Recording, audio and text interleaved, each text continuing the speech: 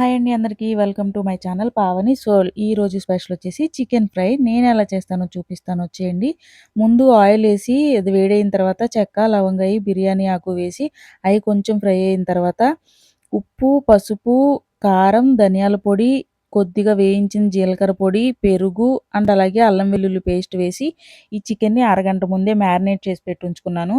ఆ చికెన్‌ని కళాయిలో వేసి ఒక 5 నిమిషాలు ఫ్రై చేసి తర్వాత మూత పెట్టి సిమ్‌లో చికెన్ సాఫ్ట్‌గా కుక్ అయ్యే వరకు ఉంచాలి. మధ్య మధ్యలో మూత తీసి కలుపుకుంటా చికెన్ సాఫ్ట్‌గా కుక్ అయ్యేదాకా ఫ్రై చేసుకోవాలి. అందులో ఉన్న వాటర్ అంతా ఆవిరైపోయేదాకా ఫ్రై చేసుకోవాలి చికెన్‌ని.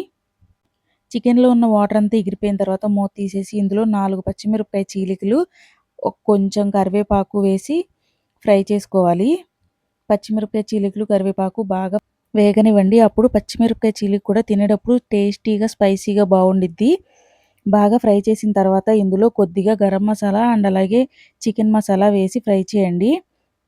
తర్వాత ఇందులో తురిమి పెట్టుకున్న పచ్చి కొబ్బరి పొడి కూడా ఇందులో వేసి ఇంకొద్దిసేపు ఫ్రై చేయండి. కొబ్బరి పచ్చి వాసనంతా పోయి బాగా ఫ్రై అయిన తర్వాత కమ్మటి వాసనొస్తుంది. అప్పుడు దాకా ఫ్రై చేసుకోవాలి సిమ్‌లో పెట్టుకొని. చికెన్ చక్కగా ఫ్రై అయిపోయిన తర్వాత దించేసుకోవడమే. కొద్దిగా కొత్తిమీర వేసుకొని ఒక 5 నిమిషాలు ఉంచి పొయ్యి కట్టేసారంటే చికెన్ ఫ్రై రెడీ. సాఫ్ట్‌గా అండ్ అలాగే జ్యూసీగా చాలా బావుండిద్ది. ఒక్కసారి ఇలా కొబ్బరి వేసి ట్రై చేసి చూడండి.